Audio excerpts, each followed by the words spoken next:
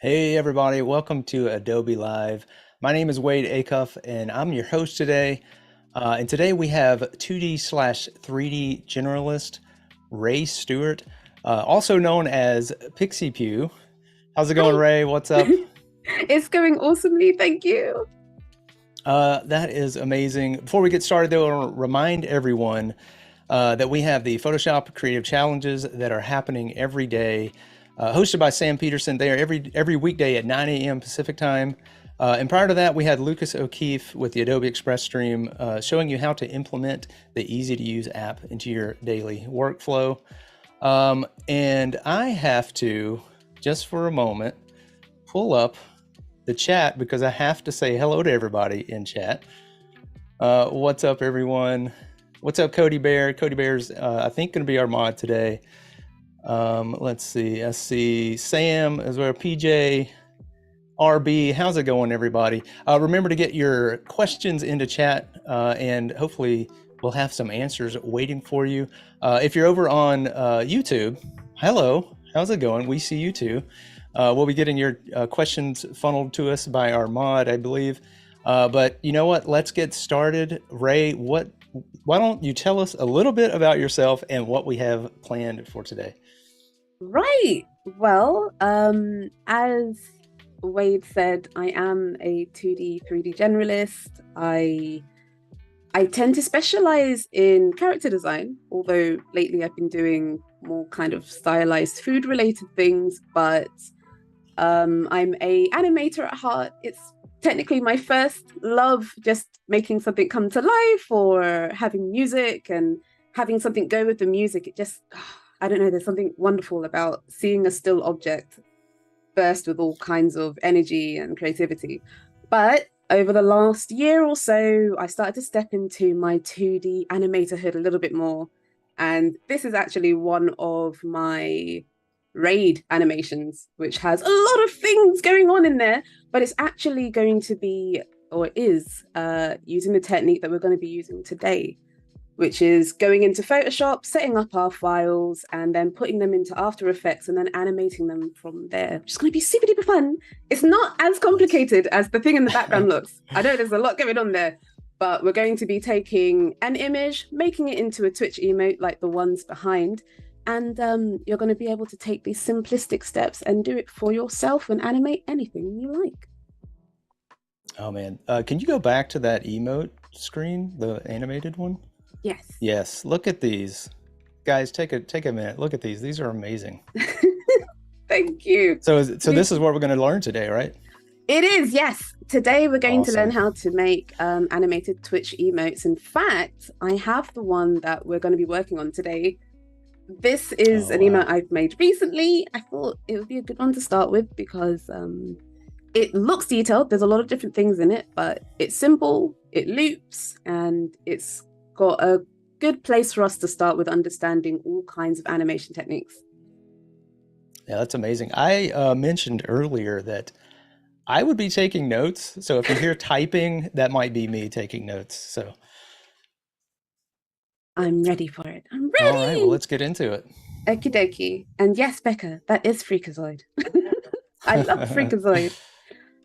So first things first, if you are making a Twitch animated emote, it doesn't have to be the size of a Twitch emote. You can technically make it bigger, but I like to use the file size that I'm given Mhm. because then I can just work around it. So if we're looking at the animation that we're going to be working on, what I've done is drawn my image. Let me just make this a little bit longer. And I've split it into parts. So when you're creating, let's say you're making something from scratch. It's not a still image. We've got an example of a still image as well, so we can show how to go through that. But let's say you're making an image from scratch and you know that maybe the eyes move, maybe the nose moves, maybe XYZ moves. So what that means is you're going to go through, and a bit like a puppet master, you're going to isolate each bit. So one layer has the hair, we've got one shoulder, got another shoulder, we've got a bit which isn't going to move. I tend to put a note in there for myself, especially if there's lots of layers. It lets me know, okay, this one doesn't move. I don't need to Mhm. think any harder about it. Neck layer, sometimes I do make extra things be movable because I'm not sure if I want them to move. So it gives me a little bit more choice rather than going into After Effects and then realizing that you want some more and then you have to go out and come back in. So Right. Yeah. You have sometimes more is everything. better. Yeah, everything there just in case. Just in That's case. right. So we've got our collar, 2 earrings that you may or may not be able to see. It's one of those things as well when you're animating that sometimes, only you're going to know that it's there, but you're going to leave it there. We've got the head. There is 2 different shadows, which we could have left attached to the head, but I chose to have them floating just in case I want to move with the hair. There's a lot of layers to this one, I realize. We've got a mouth. We've got a mouth top. It doesn't look like anything's changed, but with the mouth top, it allows us to move the upper lip. And the mouth lower means we can squish it up, move it how we like without deforming the upper mouth too much. So when these are oh, I'm sorry. When these are broken down like this, do you sometimes just grab the move tool and see how it's going to look by sliding it up and down? I do. Like normally, I know it's like in your mind, you can sort of imagine what it's going to be like. But I do like to go in and be like, oh, I'm sure I'll have the eyes bounce maybe. And then you can check, oh, is it going to work? Or does this not work? And you have to do something else. But usually it will always work. However you've laid it out will work just fine. So for the hair, I chose to split it up into many parts. We've got a little, not sure, mid bang, a front bang, the side one, the one at the front, a little cowlick. All these little bits are going to kind of make it seem more dynamic, even if people aren't sure that it's there. We also have a forearm, which I know you can't necessarily see, but it is full and it is down at the bottom because when we get into After Effects in a moment, we'll lift it up slightly. There are things that you might not be sure that people are seeing, but they do see it. It adds to it, even if it's just slightly. And then we've got the same on the other side. I've got another hand just in case we needed more of a bend. But other than that, we've got the same things or the same details on both sides. Yeah, that's amazing. Do you separate out the shadows or is that just depending on the piece? Normally depending on the piece, but for this shadow... Oh, I see it. I see it. Yeah, so you have those separated. Nice. And we'll talk about parenting and how we'll keep them together if we choose to keep them together and when and how in After Effects. Although before I go in, I thought maybe this would be the time to show how you could do this with an image that's already flattened. Because maybe you have something that you like. Hideki. This is another one of my emotes. It's me! So what I normally like to do, if I have an image and I've lost the PSD or something like that, I would duplicate it first. That's Control or J or up to, it's been a while since I've not used it's been a long time since I've not used the I've been using hotkeys for far too long. You can drag it down to you can tell us the hotkey. That's fine too. Thank you. The Control and J, or you can drag your layer down to the icon at the bottom. And I normally duplicate one just in case I do something wrong and I need to grab an old layer. Yes. It's gone. That's too hard to find. And then let's say I'm going to make another one and say I want this to be the mouth. What I do sometimes is I'd invert the color. So that's Control and I. And that way it allows me to see what's behind it. So it's like an easy way of me lowering the opacity, but I can actually see exactly where I am. Okay, that's a nice tip. That's nice. Or using the marquee tool or lasso tool, Control, Shift, and I to flip it around and then delete. And now you're able to go a little bit further in and clean up if you need to, because I don't think this is going to go outside of the mouth if we were to. And then you can flip it back when you're ready. And it will be the same with all of the other stuff, like the hair, for instance. So now I can see where the hair is. And then on the main part, I think the most important part is having your base. So let's say you did have a head like this one. You would need to make sure that the head was completely bald and bald of features too. So it would be going in and taking away everything. If there's anything behind it, you won't be able to move any of the features around or move the face or make it a little bit more dynamic. But that's pretty much where you would start off, and then you'd add more layers and things on top as you go. Do you start with a pre-planned, like what's the base of all of this? A sketch, or where do you start? Is it all digital? Is it, pencil paper? Nowadays it's more digital, actually. Sometimes it is pen and paper if I have an idea that I need to just get out and check the Hmm. positioning. But most of the time, like this one, for instance, it was drawn, it was sketched directly onto Photoshop because I had an idea already and I knew exactly what kind of positioning and things that I wanted. And it was Hmm. more, okay, we don't need to scan anything. We'll just put it in, see what it looks like, and then change it on the fly. But yeah, normally Nice. it's nowadays it's direct into Yeah. digital. And for the next part, the fun part, into After Effects. So, before I move on, I do highly suggest when you save this, you save it as a PSD. You don't want to change it into any other file because all of Adobe products actually receive all of the products the way that they are. Hmm. So if we double click this side over here and we go to animation ready, that's us. And we go to composition, retain layer styles, editable layer styles. And I'm just going to go into my composition settings. The Twitch emotes can only do 60 frames. So I tried to put down 2 seconds because that's just below what they say we're allowed to do. Oh, that's a Twitch requirement for animated. Yes. Is that also where you're getting your sizing from? Is there like a Twitch document of some sort that you can go out and find? And Yes. I think if you're making a normal Twitch emote, hmm their website will tell you, oh, it's this size, and this size. And your animated emote would be the largest size, which would be oh, okay. 112 by 112, and then it can But they resize it for you. but they have a guide, kind of a setup for you. Okay, They do, cool. yes. Now that we've changed they do have a guide for the time frame as well, in case anybody Oh, okay. forgets.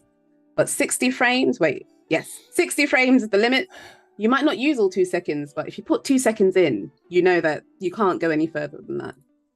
So now if we double tap, we've got all of the layers that we just did in Photoshop where they should be. We don't need to reorganize anything. So this will make our job really easy. I don't think we're going to need the bent hands. That was more like if we were going to sort of tilt the hands, but I didn't use that in the final, so I'm not going to use that here.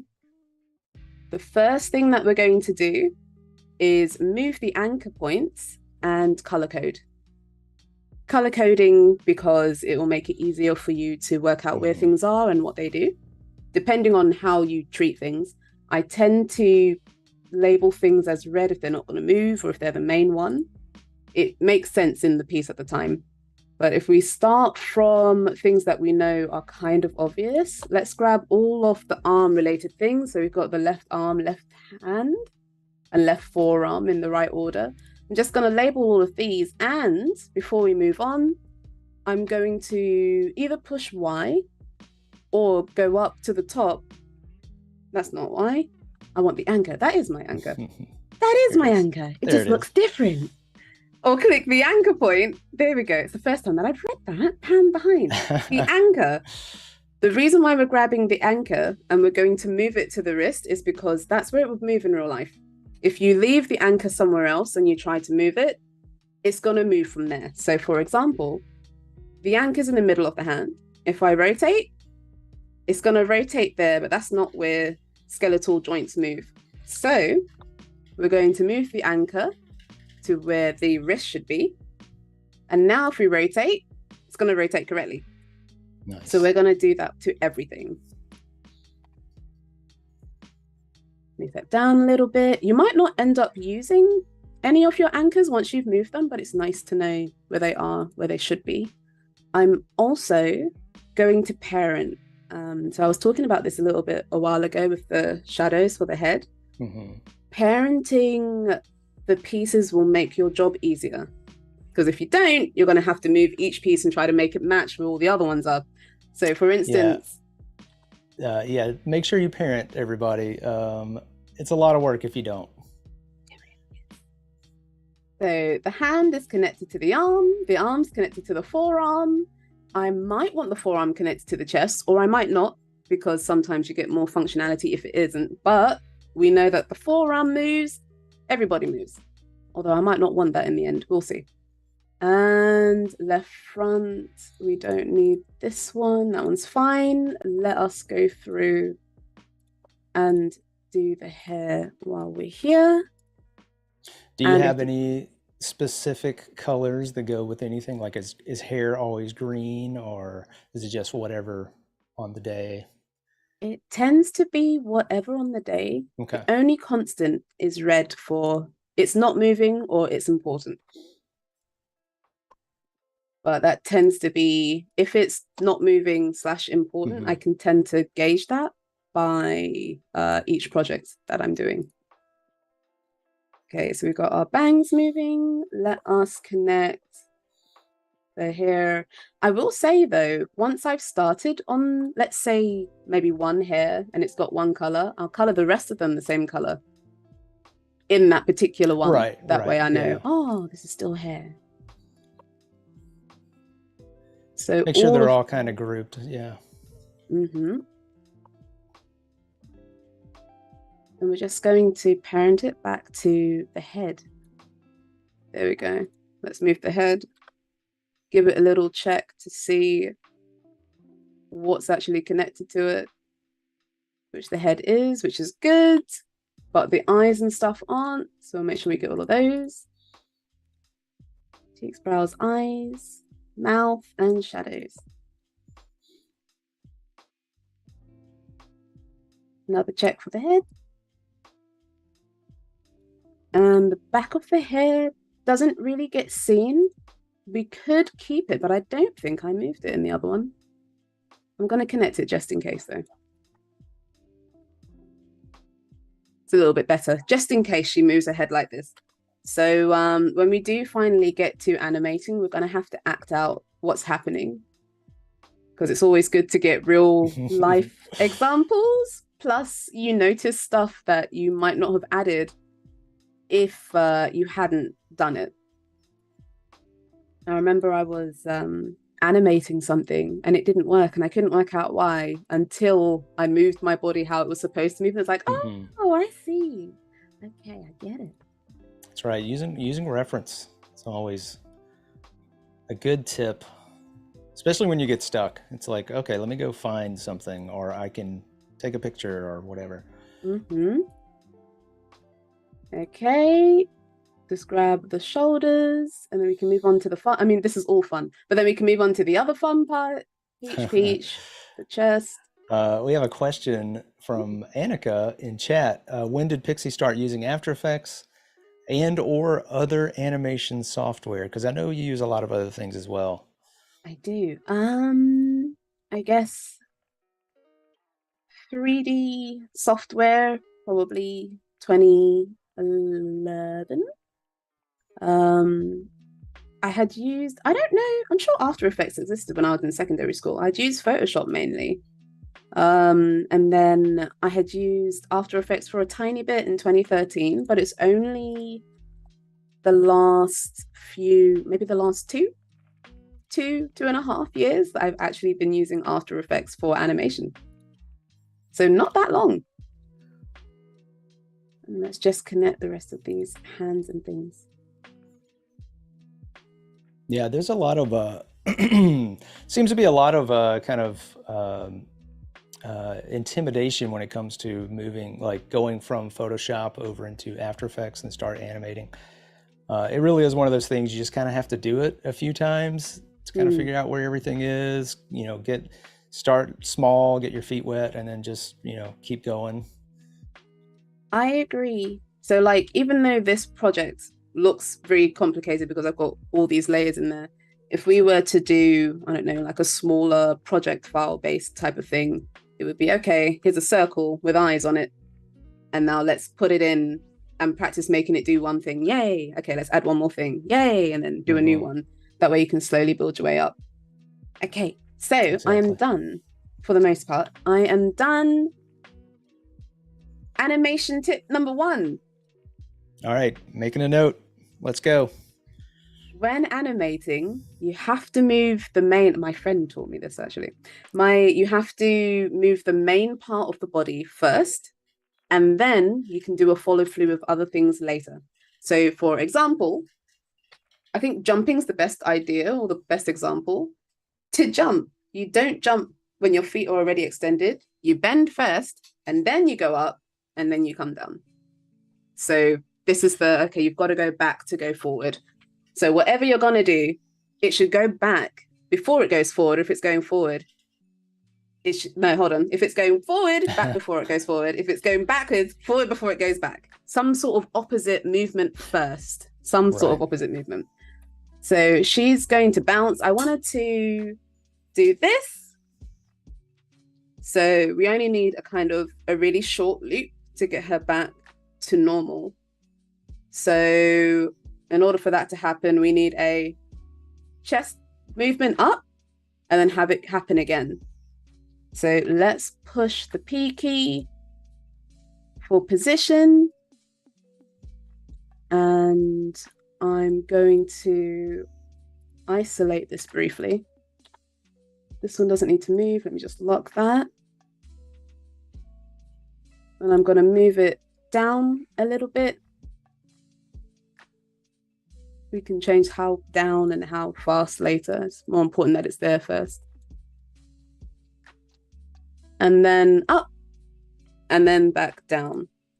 When it goes down, you can make it go down further than it actually would go to add more dynamism. So instead of jumping and landing exactly where it is, if you jump, go down a bit to stabilize yourself and then come back up, looks more interesting.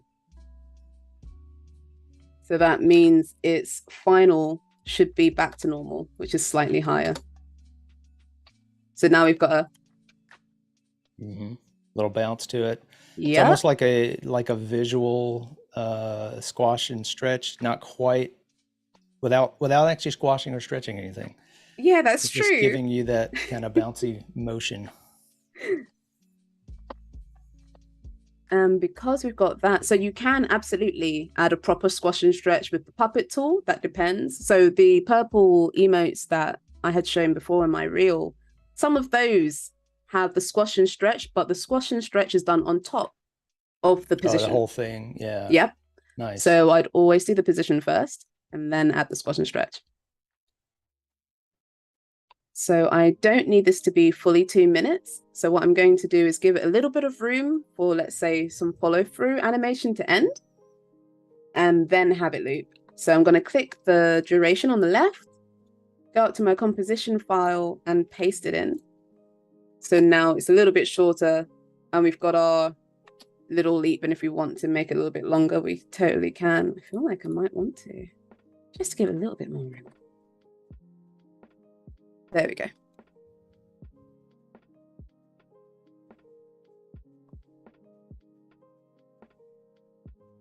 Maybe not much.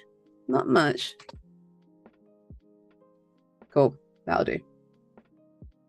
Nice. And then after this, it's slowly building up the pieces that we had moved the anchors of. So we did the chest, the bits after that. We can put the back of the top on, and let's say the left shoulder. So if we leave the keyframes of the neck open, we can tell where we're supposed to move the shoulder to. The shoulder's gonna bob too, but it would have to move after the chest. So again, what's another good example? Oh, like when you're walking. Okay, so when you're walking, you swing your arms, but this bit doesn't move until this bit does. So this bit has to move first, and then this bit comes up. Once this bit goes back, this bit moves in later. So that's what's happening with this. The chest has to move, and then the shoulders will follow. When the chest goes down, then the shoulders follow. So it's a more dramatized version of what we do in real life, but the more cartoony you want something to be, the more dramatized you're going to make it. Yeah, that's a good example of that. Do you have a specific, like, I'm sure it's just visual to taste, but is there any sort of timing that you know, like, is there just something that kind of works for you as far as like, oh, I'm going to animate this, but this is on a delay? Is there like, oh, it has to be so many frames, or is it just visually like this works, this doesn't work? It's normally visually. At the time, I'll be like, I might have that idea in mind. I've never had it frame based. But it's Okay. more been, oh, I want it to look like this. Oh, this isn't quite working. Let me just move Hmm. these frames, and then you end up changing the timing and spacing, and then you actually get what you want there. Like you normally get Right. close in the beginning because I don't normally go in with a set plan. And then after moving or adding easy ease or something like that, Right. it ends up giving me the kind of thing that I want. So this shoulder, we're gonna have her right arm be up. So that means the shoulder would have to be low. We could do this afterwards, which is actually really useful because we're going to dive into the graph editor to make our life easier. So we can actually make it where it's supposed to be right now.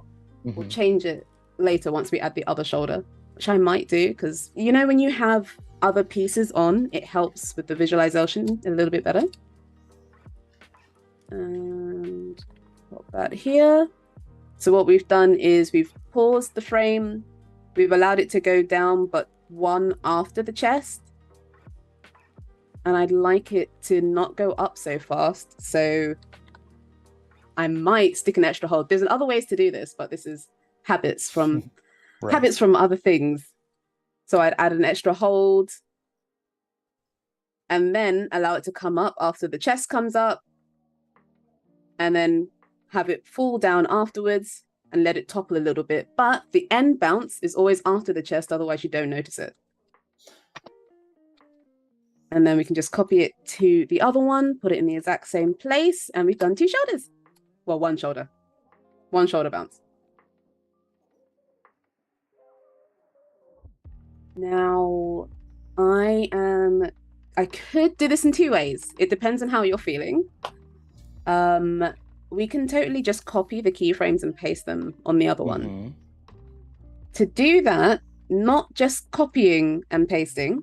If you do, it's going to move the position as well, and that's not what we want. Right. We're going to right click and go to separate dimensions.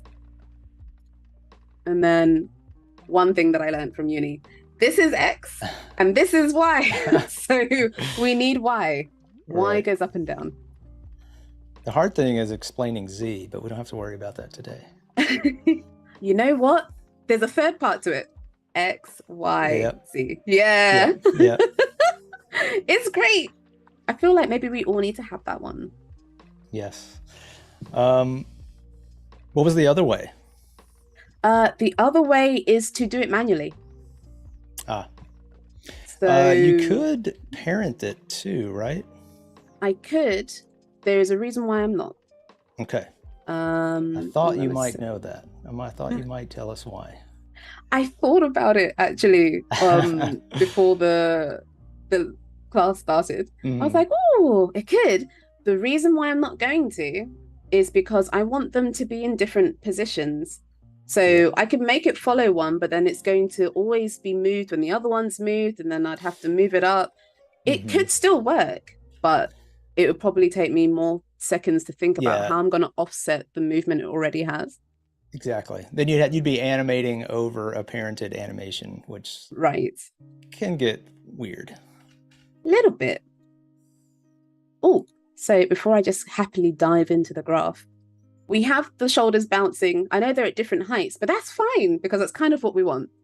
I've got both of them moving. I'm going to dive into the right shoulder, go into the graph editor, and if she's going to be, hold on, we're flipped, aren't we? There we go. If she's going to be up like this, that shoulder should be up already because that's what it would be like in real life.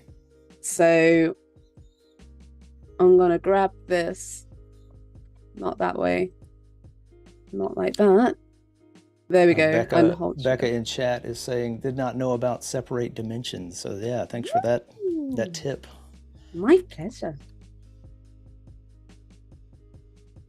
There we go. We're going to do the same to the other shoulder, but bring it down a little bit. But there's more tweaking, because if one is up, it's still going to bounce on the other way, but it's got to be down now. So let me take this on the right shoulder. It's up.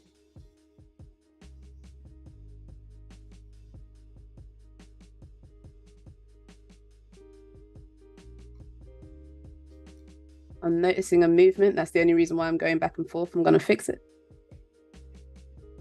Oh, right. So I'm going to move my starts to happen either just a little bit later or just a bit sooner, because I don't want them to go down when the main part goes down, because they can't, in theory. They have to wait. They could if it was more realistic, but I want them to wait.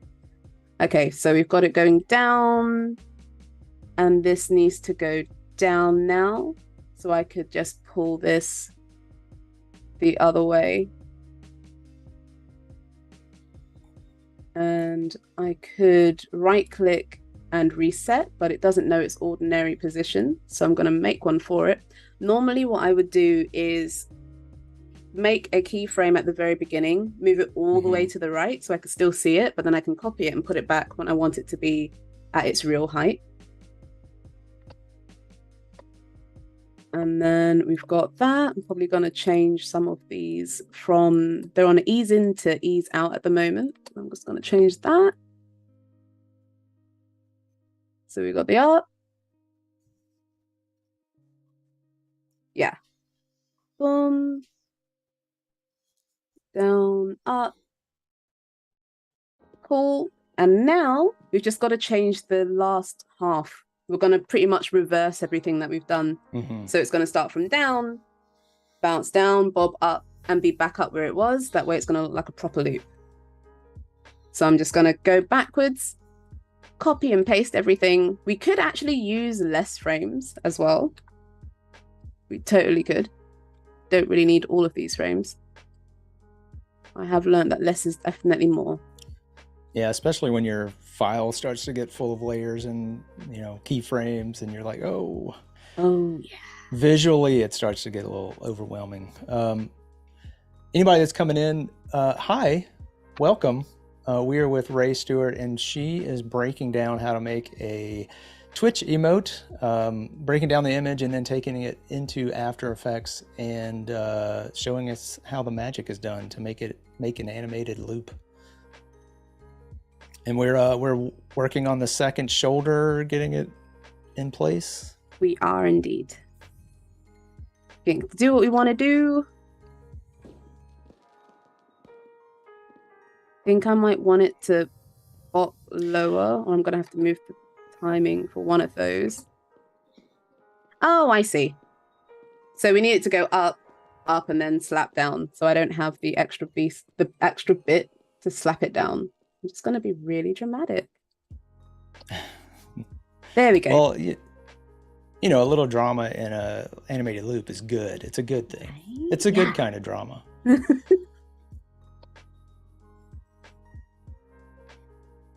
I also like seeing that you're like doing it as you're like thinking about it.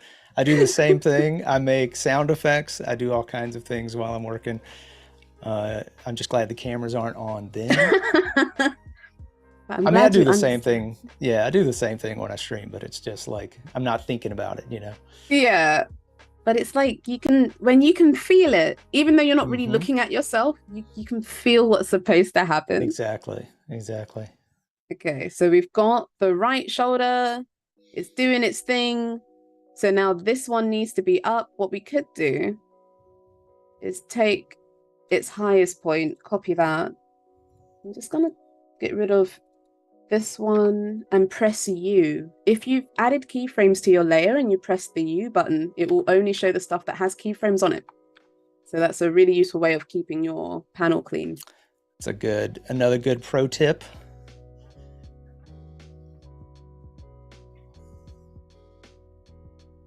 Let's paste that on there. I don't need that. I'm just changing these from easy ease because sometimes you need it to be a little bit more harsh.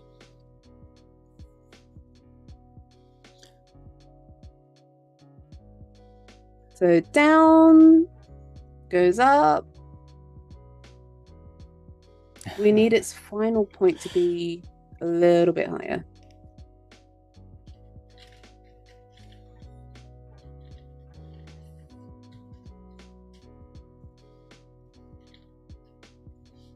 That could be higher than that, or we can just make this one lower. So it's going to look like it went up and then slammed down a little bit.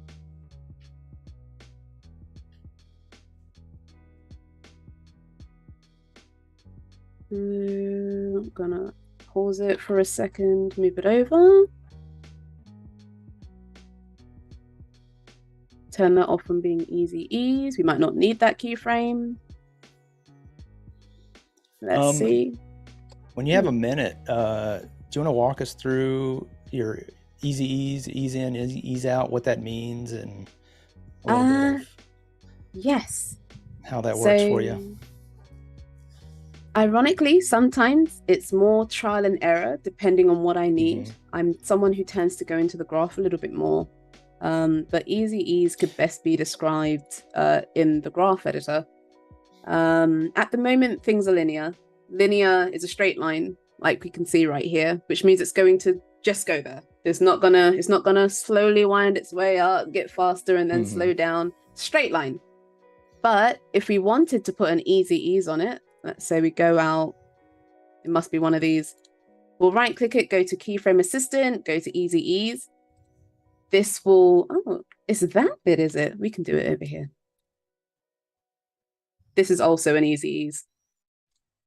It will make the line wiggly, but a wiggly line means that it's going to turn into a hill. And a hill is a really good example of what easy ease is. Imagine you were climbing a mountain. You're kind of going slowly up because it's not that easy. But then as soon as you reach the pinnacle, then you can move a little bit faster. It's like going up a roller coaster. There you go, roller coaster. It always goes slow when it's going up. So if you wanted something to move up or get to somewhere slow, make it go up a slope. If you want it to get to somewhere fast, make it go down a slope. The more dramatic you make the slope, the more dramatic the animation is going to be. So at the moment, let's say I crack this off here. That means I can move. And you're using the Bezier handles for that? I am, yes. You might find if you don't separate your dimensions, if you're using position, that it won't let you separate them. So you have to separate them to be able to move them separately and individually. That's by selecting your keyframe and then going down here to choose to snap either end. But apparently that's called easy ease. But once you've done that, let's say we've gone and we've chosen to make this a hill. So whatever's happening over here, it's going the other way because up is actually down and down is up. Here we go. Yeah, if you watch the numbers in the position, you'll see that up and down happening. Ironically, I really should, and I do that all the time. I always go up as if up is up. It doesn't mean up. So because we've added a huge slope, it's going to be like it's floating for a little bit. And then as soon as it gets closer to the end, it goes. Wow. So that could be useful for lots of other things. If somebody was juggling or something, goes up and it, woo, then you easy ease your line back down. But for the case of this one, for a lot of the stuff, I need it to be linear. And the reason is sometimes, a lot of the times, our job as animators is made easy because the human eye will do a lot of the work for you. So as long as it's close enough to doing what it needs to do, your eye will add in easy ease or tweening or any kind of extra positioning if it's fast enough or if it's just in a interesting position. Like here, I took out a couple of frames, but it looks like it's doing more than it really did, but that's just because that's the eye. So as animators, we're pretty much magicians, just illusion. So right now we've got anything to sell it. Right? So now you've got our shoulders. Nice. To make this a little bit faster, I'm just going to isolate the collars. What I would normally do is move the positions separately and have them move slightly after the shoulders to make it look a little bit dynamic. And we can do that actually. All we have to do is grab what's there and then just slightly offset it. So let's do the left shoulder. Let's grab a hold of that. Let's separate. Oh, that's the wrong one. Let me lock it down. There we go. Left collar. Pop it open. Separate dimensions. Slide down so we can actually see where it's supposed to be. Paste it. Assume that it's doing the right thing. Maybe move it one.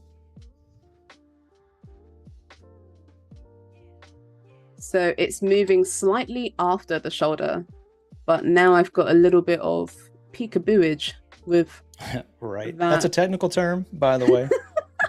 The peekabooage. You can't have that. So what I might do is turn the easy ease on, and let me just see if I'm able to, other way, if I'm able to kind of mask it out. Yeah. Hide it. If I can't, I'm going to do it the way I would normally do it, which is just to add a keyframe manually and move it. What will this do? I don't know. Let's find out. I don't like it. It's a little bit too dramatic. It's too dramatic. Well, right. There, I mean, a lot of this is trial and error. Hey, let me try this. Let me do that. See what works. Right.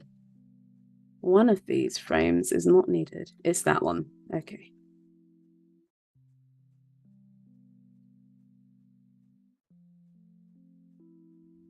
And then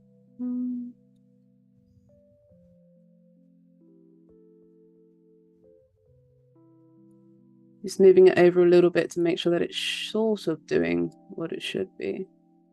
Ooh.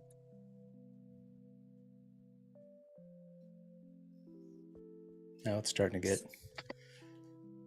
I like that. That seems to be all right. That's okay. Alrighty. And then we've got to do the same on the other side. I'm just gonna remove all of that altogether. Oh, that reminds me. Have you saved the file yet? No. Thank you. Why is that always save, the and case? stretch. That's the. Stay hydrated. Save your work. Do some stretches. I stretched to reach the bottle. Does that count? Cody says PSA: sip, flip, stretch, and save. The flip, the flip she's talking about, your canvas. Usually when working and illustrating or something, we flip the canvas quite a bit. This is me trying to doing the stretch part. Yeah, this is more than I do, I admit. It's normally just you sit there and you're like, and then 7 hours so have passed focused. And you're like, try and move after that, and you're like, okay, I haven't moved in a while. It's hard to remember for sure, especially when you're focused. Yeah, when you're in the zone, you're in the zone. Okay, move that slightly over. Probably lessen how high it goes. Make sure that the same files are the same. Color up, color down. Maybe move that back a little bit. There we go, there's our left shoulder, just checking that everything's where it should be. And the shoulder moves down first, so we have to change this direction to make it work. We can have it pop up just a tiny bit. We can turn off easy ease if it's making it a little bit too soft. Having things be on linear is pretty useful for it to be really snappy. That's the word. Thank you. Yep. Clapping my hands meant snappy, apparently. I was reading the signals. I was like, she's snapping. Thank you so much. Okay, and same for the right shoulder. Then we're gonna slowly get up to the fun part, the other fun part. All of them are fun parts. They're really fun when you start them and really fun when you finish. It should be during, but you're like, yay! And then you're like, yay! We did it. Next. Well, it is like constant problem solving. So if you're into that, it's just a nonstop, see what problems you're causing to fix is not in a bad way, of course, but just like, you moved a shoulder up, now you have to move this other thing, got to solve that problem. It's very true. I don't think I've thought about it like that, but you're not wrong. I mean, I do like solving problems, so that may be why I think of it that way. Finding solutions, that's probably the better way to put it. Does mean there's never a dull moment, and it's never going to seem like it's the same thing you've worked on. That's right. We don't need that to be too high. It needs to be high, it doesn't need to be too high. And most importantly for loops, the first frame and the last frame have to be the same. So if they're not, everyone's going to see that this is not looping, because something won't hit the way it's supposed to hit. That's been moved off its axis a little bit. That's why we can see some stuff we weren't supposed to see. There we go. So now we've got the loop going properly. The shoulders are moving. You can't really tell when it starts back, apart from we can see the timeline. But now we can move on to the other bits. All right. I will say I tend to leave what I have deemed easy or fun to the end.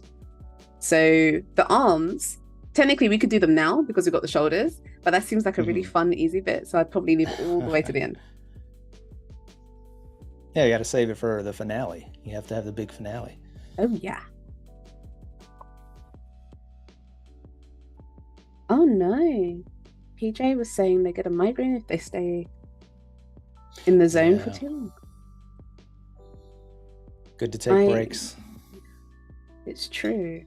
I think if I got migraines, that would probably force me to stop working. But sometimes you wake up and then you go to work, but because it's your own project, you end up being a bad boss, as my sister would say, and then you're just there until it's done, and then it's midnight all of a sudden. Okay, so we've got this one, and the head also has to move after the chest because the head's attached to it. Even though it doesn't look like it's physically attached to it right now, there's a reason for that. The reason is what we were saying earlier, we'd have to offset the animation if I connected it to the other one. So let's have the neck chest on. Now we can see when it's bumping. Go to the position of head.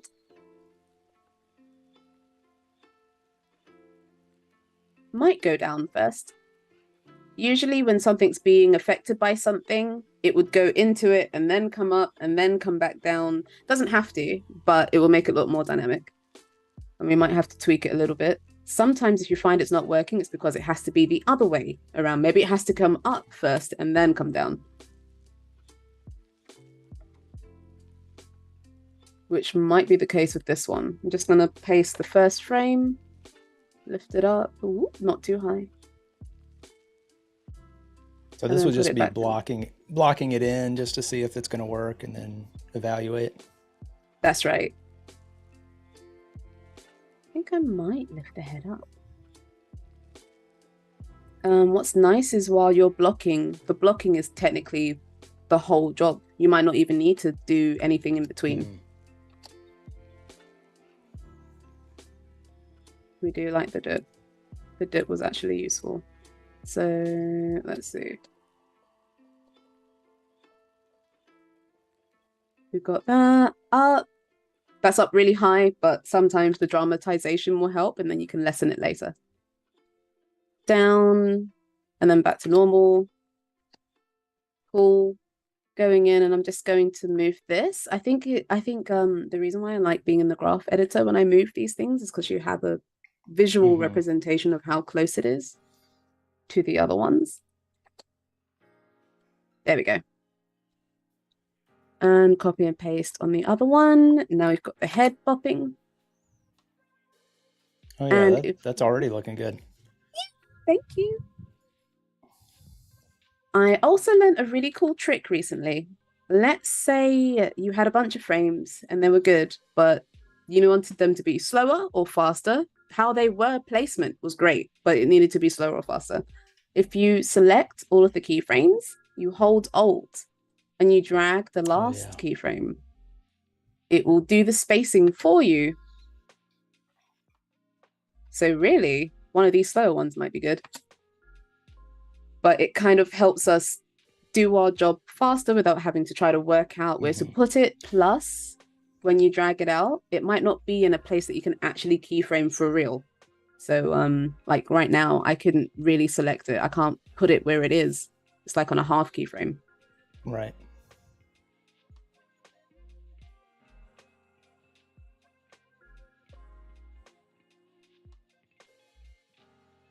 Cool. And we're probably going to rotate the head, but I need the arms to tell where it needs to be rotated and things like that. So we'll do that later on the next bit. Can't really do the shadows because I need the hair to tell me where the shadows should be. So I'm going to work with the rest of the face first. And this is the same with the neck and the shoulders and the rest of it. I'm going to pick one of these. I don't think I need the cheeks to move, so I'm just going to lock it. I'm going to pick one of these and make them bounce in reaction to the head.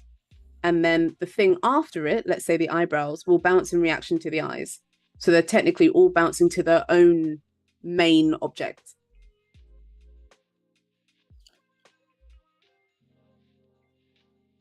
Might have it go up a little bit because it's going down.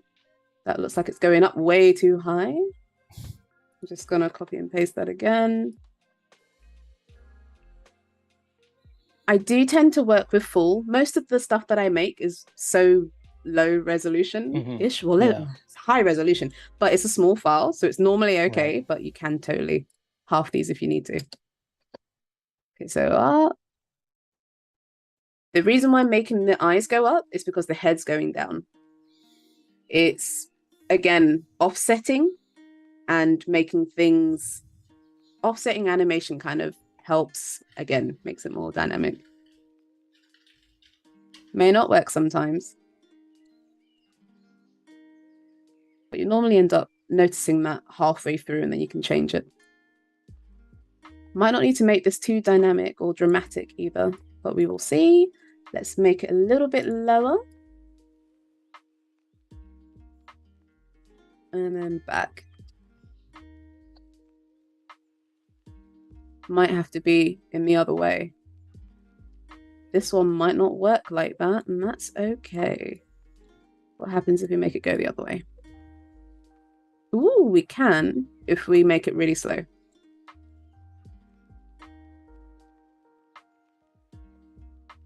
Ah, there we go. All I did was swap the frames around and then dragged it out. And again, we can just copy and paste. And in theory, we should just be able to... I'm going to duplicate this, actually. We should be able to just take the... Oh, no.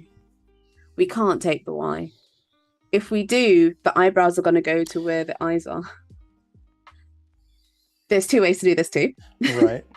So either I do it manually and just animate the eyebrows bouncing, or I could duplicate the eyes, make a null that's parented to the eyes, and then connect it to the eyebrows and have them move. There's no wrong way, as long as it works. One of them seems a little bit more technologically advanced than it needs to be. Whatever works. Yeah, big believer in if it looks good in the end, then it worked. I mean, there may be more efficient ways to do it, but you know, if it works, it works. Right. No one will know at the very end. Exactly. It's all about the product. So now I might tweak some of this. I've got the eyebrows going down, but I need them to sort of be affected by the eyes because they should kind of be ricocheting off the eyes because it is a flat image. You've got a lot. It's like that's what makes this really dynamic to me is you've got a lot of like follow through action, some overlapping, like everything's kind of following, you know, what it's parented to. All the bouncing and all the eyebrows, I guess.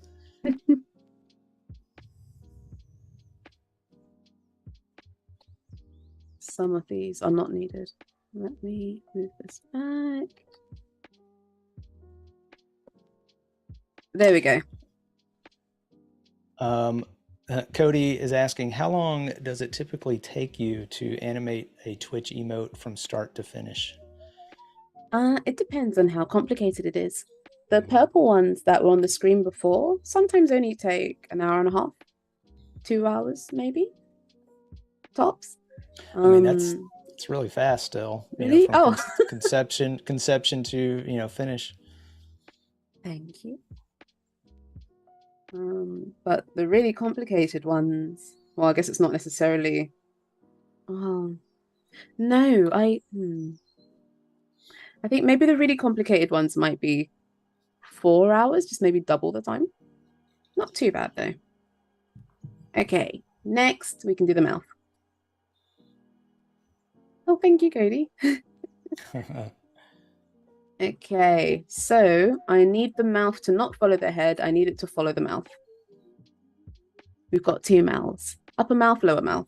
We could do more stuff with it, but I don't think I did in the end. But I do need it to follow through. Like what you were saying with the everything that's parented follows the next thing that's parented. We need to do that again. Pretty much everything is going to be toppling. Got our own little dominoes. Yeah. And then that goes down. It went up a little bit because something went down. Now it's going to go down. Maybe move it over because it looks like it's going down for a long time. Oops. I'm going to paste our first keyframe. Oh no, we've got an up. We've got an up mouth. Make it go up and then bring it back down without an extra bounce.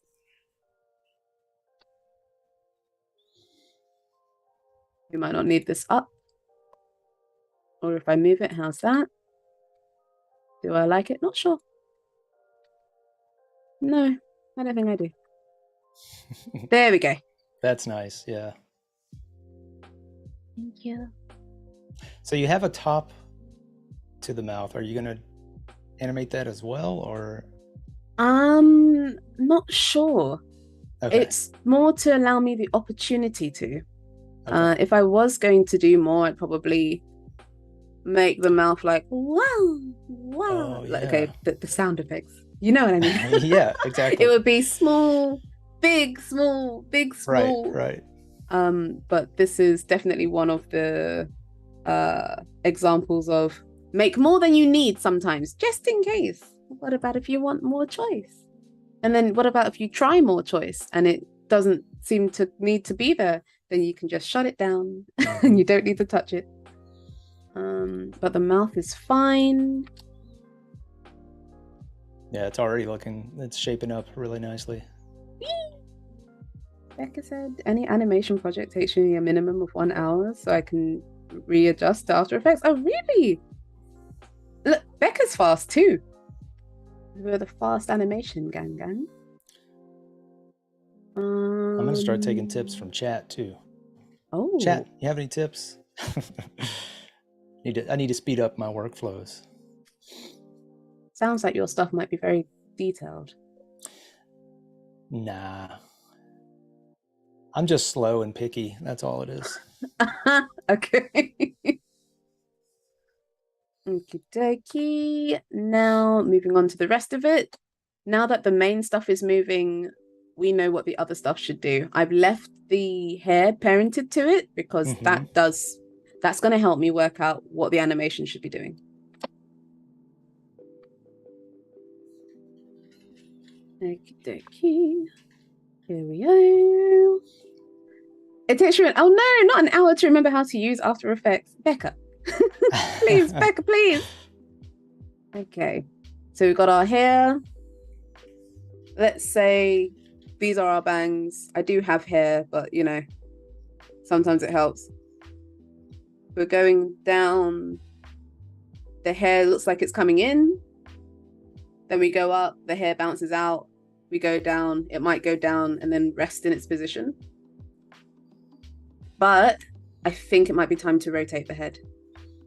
Because if we do this now, it's going to be where it is, but it might not be able to go as far as it needs to go. Yeah, it's going to affect the hair position for sure.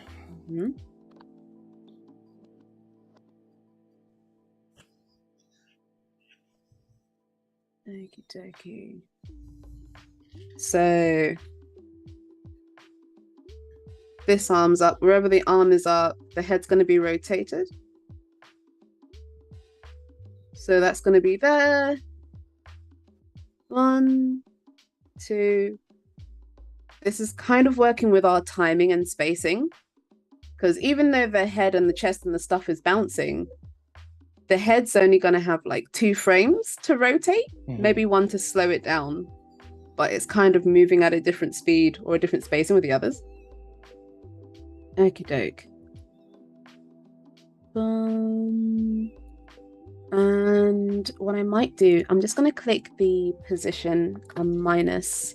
That way it's going to keep the exact frame. Now I could do ease in, ease out here, and I might. Because I think I might need it to stay like that for a little bit longer. So right now, if we go back to our graph editor, it's linear. But, am I on the right one? I am. Okay. But if I go and put the ease in on it, I want it to stay where it is for longer. It's going to push it up a little bit. And then it's going to snap. Oh, nice. Yeah, yeah. And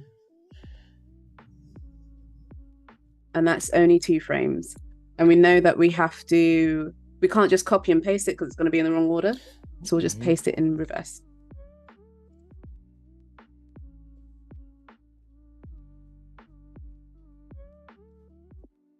Oops, in reverse. And then we also have to flip the ease on it.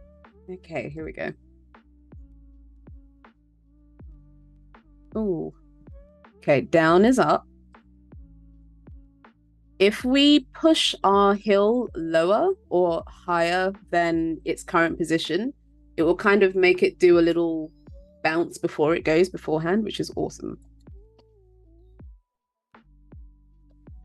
We can make that last a little bit longer. There we go. Just a bit more. Go extreme. More. More. Oh, maybe too much. Yeah, I think so. I definitely want a better hold. Now, what I would do normally is just do the keyframe twice and then maybe do an easy ease, because then it would stay where it's supposed to stay. Oh, yeah. Let me push that down a little bit. Just a little bit more.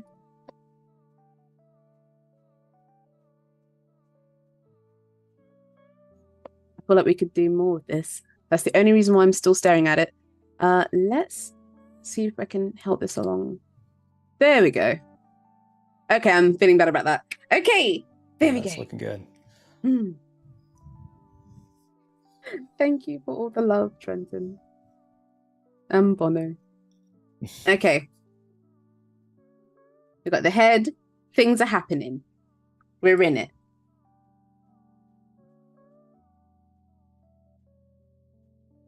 Now we can do the hair. I feel like I want to do the hair that's on the other side first.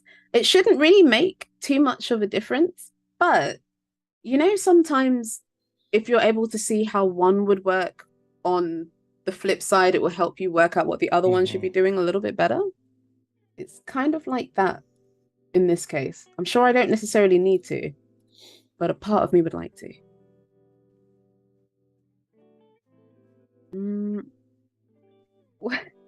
You want to make an animated chicken dance? Why you always come up with the most creative the most creative random things. We'll have to have you back. We'll have to have you back for the animated chicken dancing. I mean, we could do it. I'd be more than happy. I'm seeing it right now. Right now. Okay, so we've got our first front hair. If it's on this side, let me just flop some hair over here. There we go. If it's on this side, physics dictates it should come into the face. So that's what we're going to do. I'm just going to take this keyframe and pop it to the other side, though. I hope you lot are doing well, too. Wait, breakfast and lunch. Lots of discussion of what people are eating in chat. Let me just nom this water like it's food so I can join in. Just a reminder, anybody that's just coming in, we are with Raye today, Raye Stewart, Pixie Pew. And she's showing us how to break down an image and make it an animated loop for our Twitch emotes. Or anything. It doesn't have to be just Twitch emotes. I mean, these are just, this is an example. I'm sure you could use these in multiple places. Oh, yes. In fact, the pink one that looks really detailed, that was a 1920 by 1080 video. Oh, you need to move the anchor because this is going to move in a weird way. That is actually a 3-minute animation. And the same thing was done. All 3 characters were split up with even more layers to make it easier for me to have more control over how they moved and how they acted. Someone had a cheesecake. Was it a 3-minute animated loop? No, it was a different 3-minute short.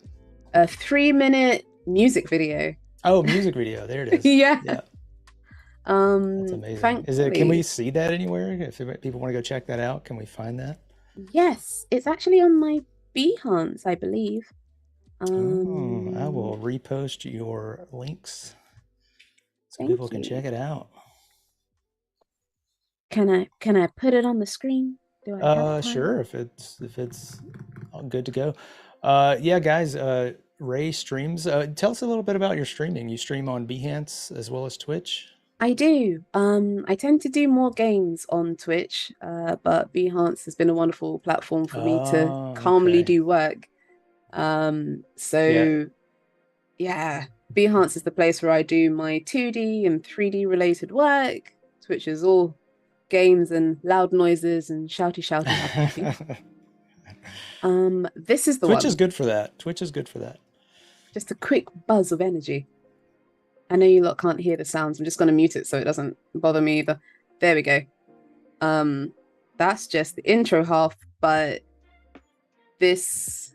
Oh, it's 2 minutes. It felt long enough.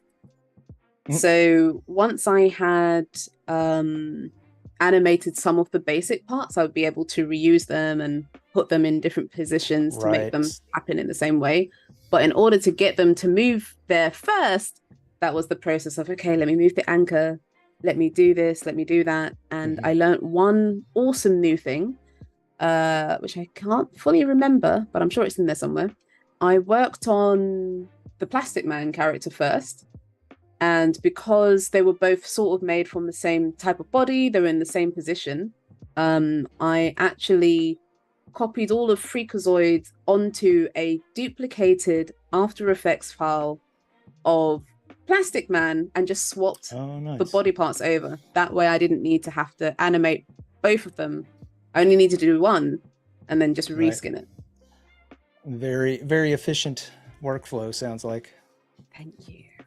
Thanks for showing us that. Thank you for letting me. Yeah, no worries. Make it doke. There we go. A trend says she's the most delightful, chaotic human. Hitman. Wait a minute. I thought it was human. Hitman. Okay. All right. We've been all over the map.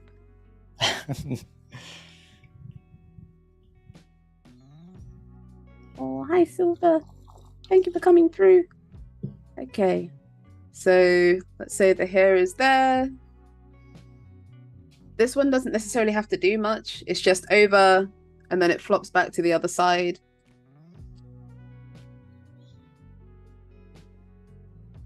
And then we could put an easy ease if we want it to slowly go there, or we can just go into the graph editor and help it along. Oh, I like that. Never mind. Yeah, we're fine. Yeah, that works.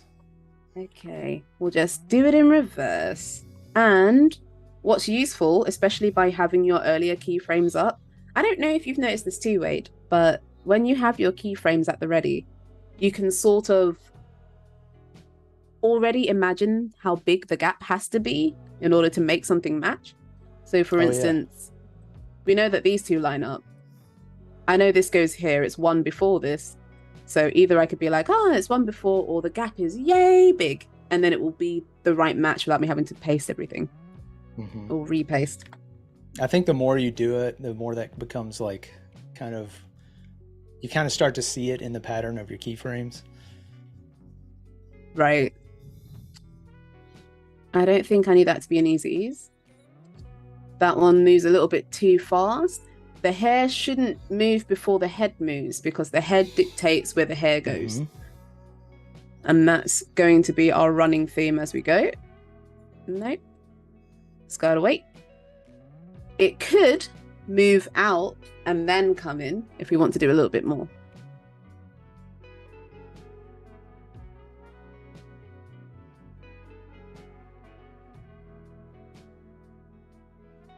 It's just a little bit slow.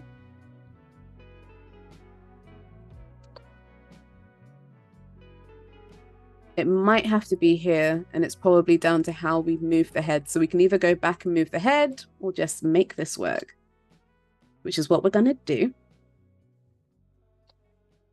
So we've got it. That does technically go a little bit further forward, but we can make it just a tiny bit more dramatic so it can be seen. There we go. Nice. Yeah, it's very, very crisp. Thank you. Snappity hair. We don't need that. Okay, there's not another one that goes in the front, so we're going to do this one next, moving the anchor because it's in the wrong place, and rinse and repeat.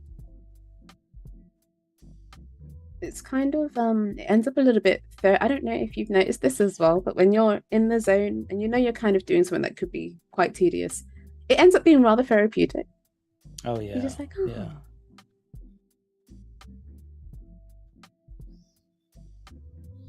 Yeah, most of it depends on where I am in what I do. Like, you know, if it's animation or if it's illustration or sculpting.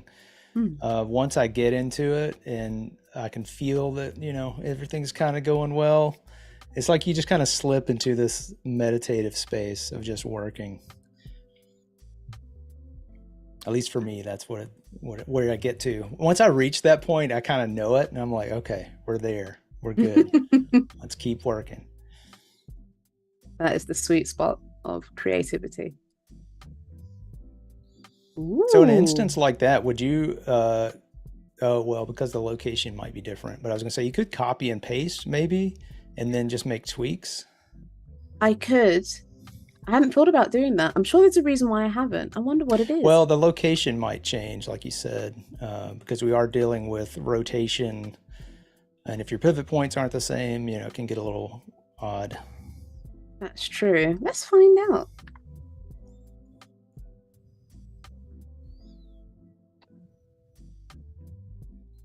Yeah, we absolutely could. It's fine.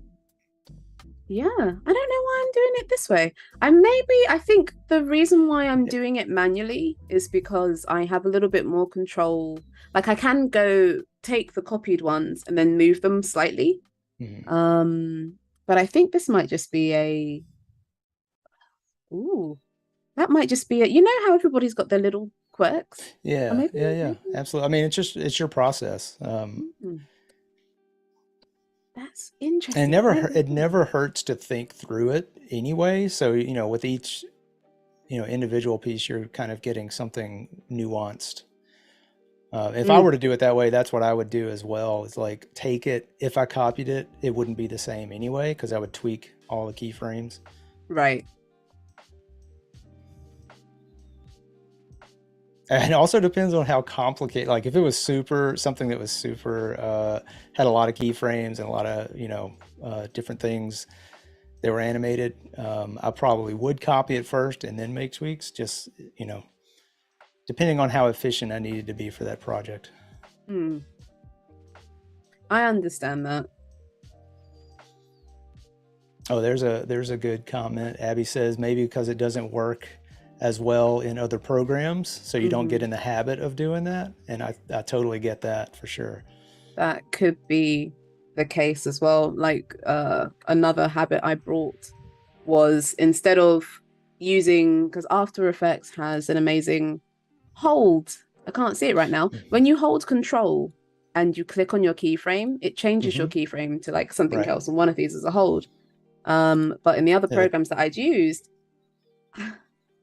we don't really have that. So the way to make sure it holds, but you want it to hold a little bit longer, is you would just copy it and move that same copy further down. So I still sort of do that here every once in a while.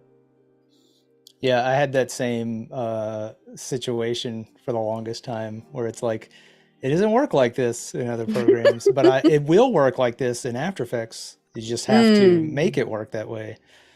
And I didn't, when you're learning something, you don't know the ins and outs too. It's like, well, I know how to do it, so let's just keep doing it.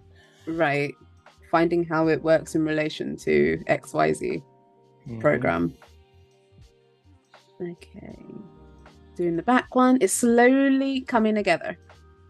Slowly. I'm just gonna offset it. It's looking really nice. Oh, thank you. I've chosen to not have them all go on the same time. If everything happens at the same time, people might not know what's happening, but they know something's a bit weird.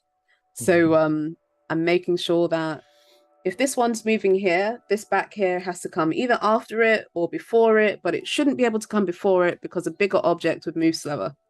And the thing that's closest would move faster. The thing that's furthest away would move slower. You could do it in reverse as well, but I think maybe it might just be general human physics and us having seen each other for a long time. You know something's wrong, but you're not sure what. So best rule of thumb, something that's in front of someone can move fast. Something that's behind someone, the further back of someone it goes, the slower it moves. Or the bigger it is, the slower it moves. I also, for instance, because I've moved that front keyframe and I've moved it all the way to the right-hand side, it's moving the hair slightly, which could be good.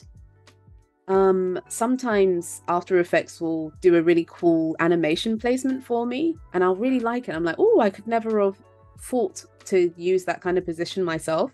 So if you find a bit that you like and you just keyframe it manually, you can use the animation point that it gave you and start from there instead. Absolutely. And Abby is saying the best advice is always use reference. Completely agree. We were talking about that earlier on today. We always have to resort to real world.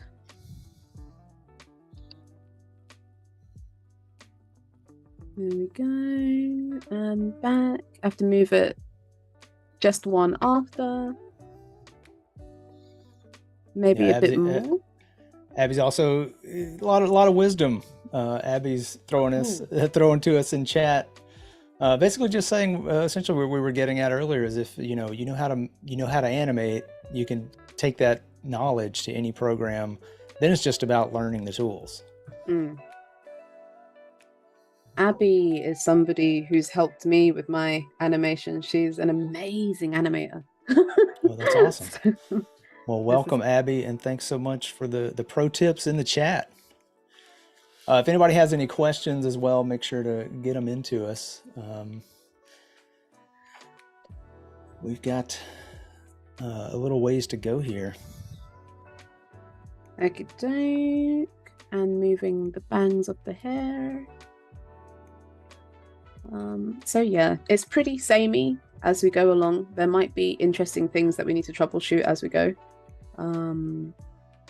But for the most part, I think you might get the gist. It seems complicated when you look at it already done, but when you go to do it yourself, you're like, oh, okay, yeah. Oh, okay. It's just, we're technically doing the same one thing again, multiple times. I'm going to make this one bounce because it's in the front and it might make it look kind of cute and dynamic. So let me grab that, make it go back. I think I want it to do 3 bounces. Boom, boom, boom. So down, up, not that high, and then down. Yeah, there we go. Yeah. Okay. We got it. Got the little boop. And then we can do that to the next cowlick. Like I'm moving on as if I've actually done the second half. I haven't done the second half yet. Okay, so grab this where it is.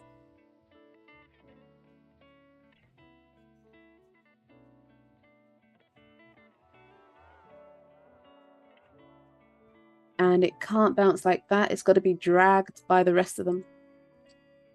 And then it goes in. So we can overdo it again, and then put it back to whatever we've described as its main resting point. Oh, it's lower than it. So that's not going to work. So we need it to be low, high, low, or high, low, high. Whatever it's doing, for it to have an extra bounce, it's got to go in the opposite direction first, be extreme, and then come back to normal. Mm-hmm.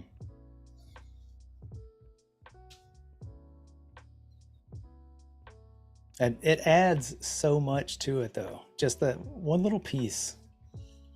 I mean, it was all looking great, but then you like every little addition pushes it that much further. Yeah.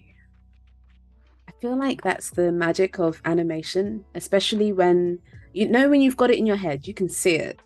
But once you finally put it out there and then you see it in real life rather than just in your head, to me, when I'm doing that if I ever have to do lip syncing, it's like once it hits and you're like, yes, that's it. Oh my goodness, lip syncing. Oh, it's so fun. Rigging it up, any type of rigging for lip syncing or mouths or anything, so complicated, but in the most fun way. And then to animate it. Yes. Oh, that's so exciting. Okay, we've got it. It's got a little flick.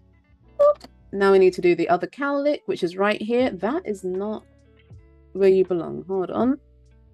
Let me just move this. All right, it's in the wrong place. Its starting point should be back here, otherwise it's not going to do what we want it to do. So this cowlick, its leader is that big chunky bit we did at the bottom. It's not being affected by anything else. It has to be affected by the thing it's connected to. So it kind of makes your job easier as you go along. You're able to ignore the rest of the stuff that you've done because the new thing that you're working on only responds to the direct thing you've just done. Is that the one? It is.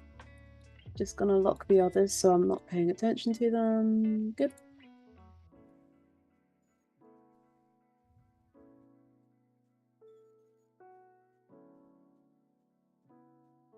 And then we'll have it come in. Oh, we have a question from Cody Bear. Could Raye talk a little bit about pricing for animated emotes?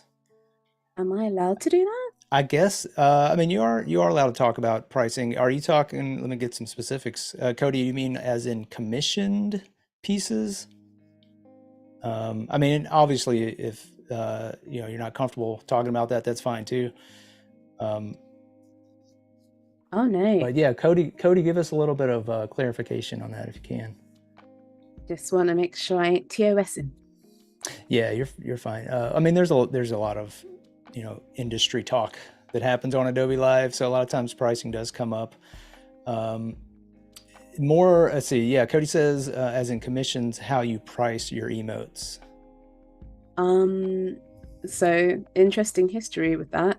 I used to be one of the people that would undersell heavily. Oh, yeah. I would undersell heavily.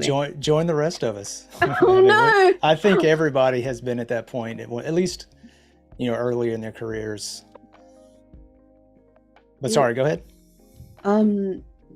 Yeah, it's a tough thing to tackle, Yeah, because in the beginning,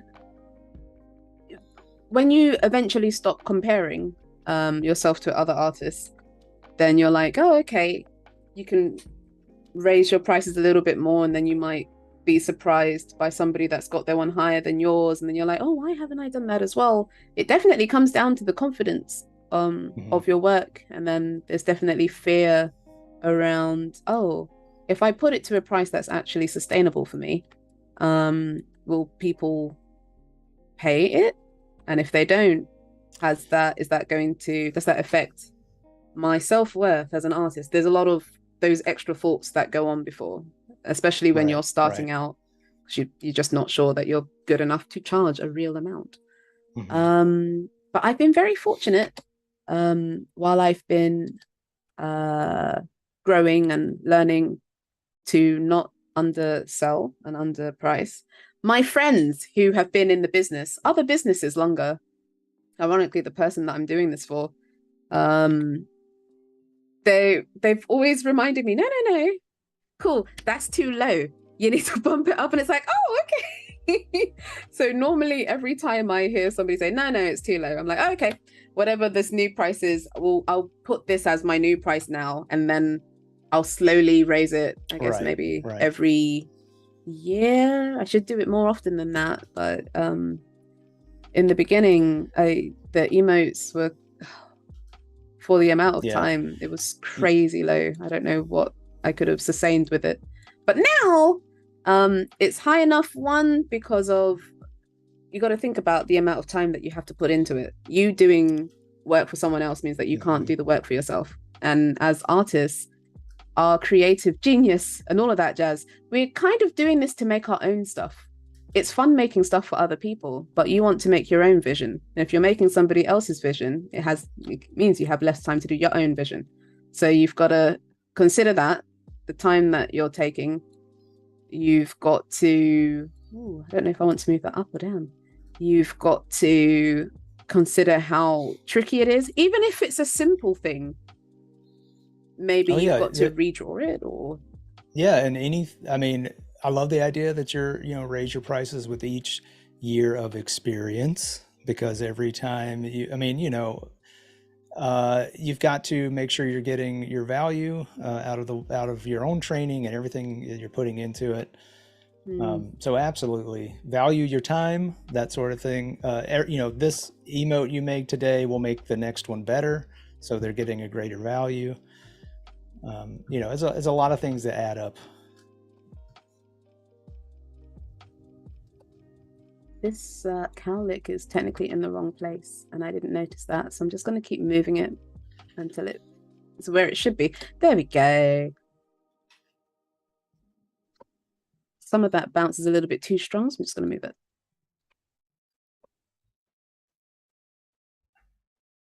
There we go. So we've got a bounce, and then the cowlick gives us the little extra bounce, and now it's looking super cute. Yeah, that's great. That's so, that is, when you first showed this, the finished piece, I was thinking, oh, there might be some, squashing and stretching or moving things, or, extending. It's not, it's all in the pieces doing their individual thing. And that's amazing. Thank you. This is what comes down to when I was saying that the human eye will do most of the work for you. We can't see up to a certain amount of frames per second as well. Apparently, the eyes just don't catch it. So with a lot of the stuff, putting a lot of little things together, the eyes is gonna add some awesome squashing and stretching that isn't there, or tweening, or all that kind of jazz. My sister's there. Totally works. My sister, Storm Stewart, also ironically went to the same uni as Mama, which probably explains why they're such good animators. Okay, next we're just doing the same but in reverse. I don't think I need the back here. I'm just gonna hide that for a second. And let's turn on one of these. If I find the corresponding hair to this, I can just put the frames on the same one. That way we don't really need to think that much. I could, in theory, copy all of those frames, paste it, and then flip them in reverse. But I'm not sure I'm going to. Sometimes it's more hassle than it's worth. And then usually, you may wind up moving a few things around anyway, so could have been the same amount of time. That's what I can easily get into that situation where I'm like, I'm going to do this complicated copy reverse, and that would have just taken me less time doing it manually again. Right? See, sometimes the shortcut is really not the shortcut. Okay, which one is this? All right, so we've got it going to the side. Oh, okay. Oh, no, shouldn't be there. Out is fine. goes out a little bit more, and then it's got to go in the other way.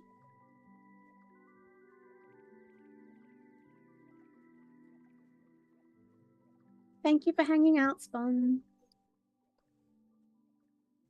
There we go. Got a little bit of movement. Don't think I want it to happen at the exact same time. I don't think you're really going to notice when it's going, though. There's so many different things moving that it can kind of mask all of the stuff that's happening. I'm probably going to have this one come out to go back in. Just change it up a little bit. Oh yeah, it's looking good. But it's moving before the head, so let's make sure it doesn't. It's impossible. Nope. C'est impossible. C'est impossible. Oop. Yeah. Nice. Okay, cool. Next. That's a fun one, so we'll leave that till later. And front bang, so we need to copy this one. This one and this one are the same. Here we go. Technically, what I could do is just put the keyframes in the exact same place, grab all the keyframes, and then just shift it to the left or shift it to the right, because then it will look like I've actually offset it in a better way. And that's to go out further. Do I ever create or use these emotes with Discord? Yes, actually. Ooh, that's a really good point. Which comes down to exporting, which I'm not sure I was going to talk about, actually. So good question, Elizabeth. I've actually gone through and made actions for these, which I highly recommend you do. You would export the video as a MOV, alpha and RGB. Alpha for transparency, RGB for the color. I would suggest you start an action, and you would go to File, Export, and Save for Web Legacy. Once you do that, you'll be saving as a GIF. I've got two here, one for Twitch GIFs, where it saves as a GIF and it actually closes Photoshop as well. So I know it's done and it's got a default name that I know, oh, it says for Twitch. And for Discord, because maybe one would require a different size, maybe you've got to lower the percentage. When you go to export a GIF, it wants to do it at 100%, could be too big for what you need. So you can lower it, and because you've recorded it as an action, just make sure you label it. There we go. Twitch GIF to Discord GIF. So I'm able to quickly do what I need to do. And nice. For Discord, I don't think much has changed. I think it's probably just a different name for this one, or maybe making it put it in a different place. But once you've found what works, I definitely say make your life easier by making an action. You don't have to do it again and again and again if you know you're doing more than one. Big fan of actions. It really saves so much time. Yeah, and droplets. Have you ever used droplets? It's sort of like an action that lives on your desktop and you just drag a file into it. What? I've never heard of this.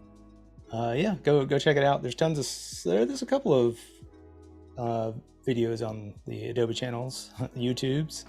You can check it out there. I'm gonna have to. That sounds incredible. I don't want it to move at the same speed, so I think I'm gonna go back into the graph editor, grab a hold of this, see what happens. A lot of it happens to be trial and error for the most part. It's like, oh, what does this do? Do we need this? Not sure. What does this do? That could be I didn't cool. notice this before, but what I think really is starting to sell, like I like that there's asymmetry in the hair design, so that it's not the same on each side.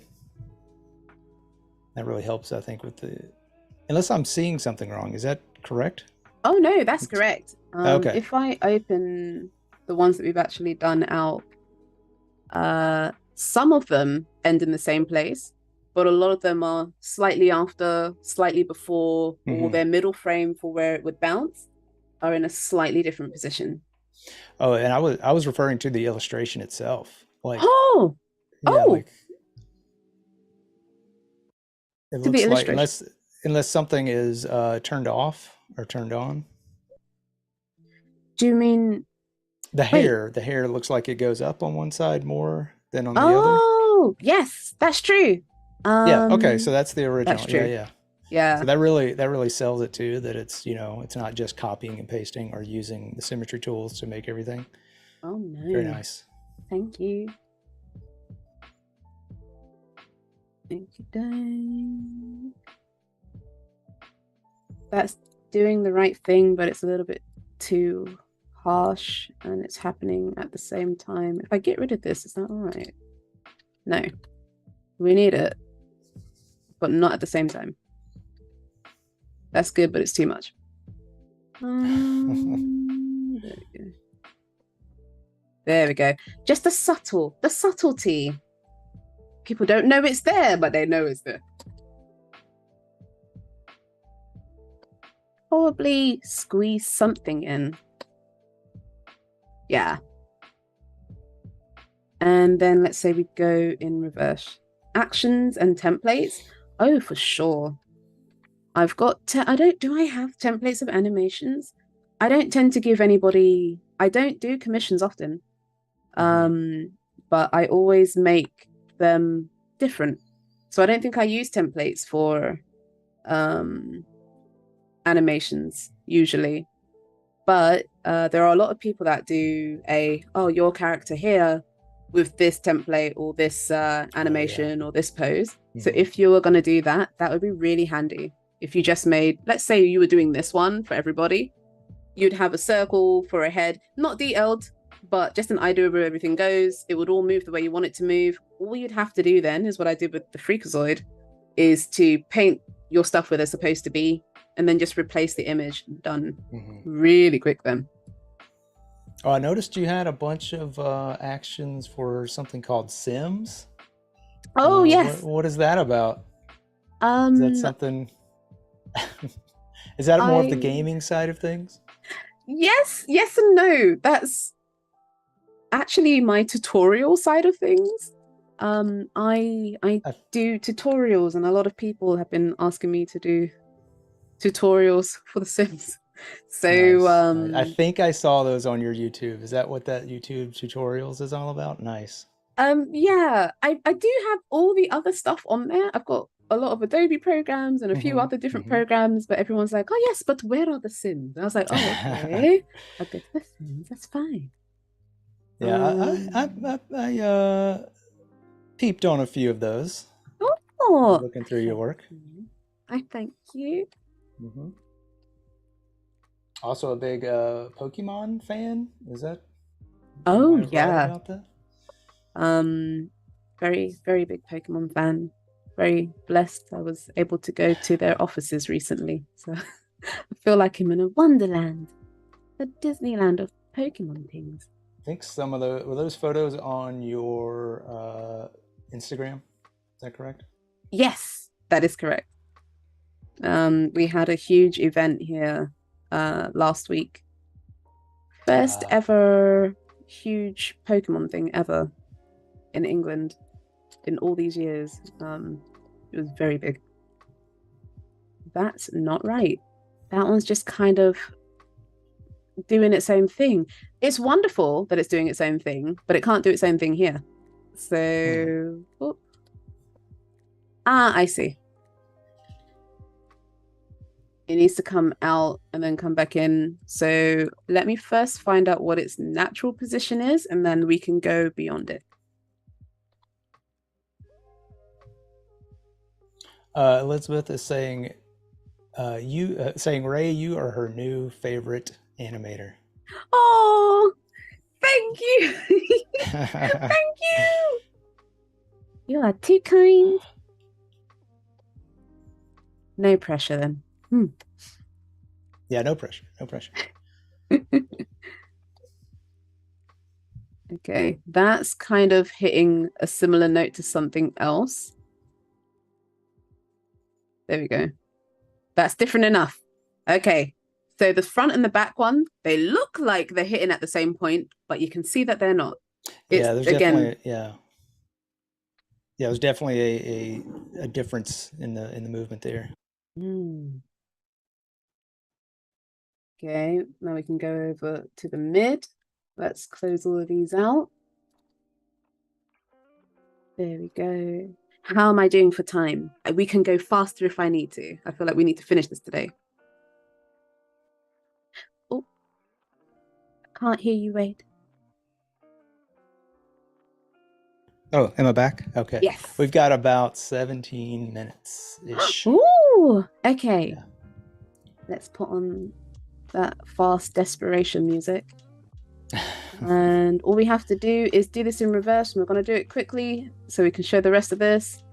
So it goes up, it goes out, it goes back in. This is where it's really useful. What I could do is duplicate this, put it into a composition, flip it horizontally, and then move it back, but I'm not going to do that.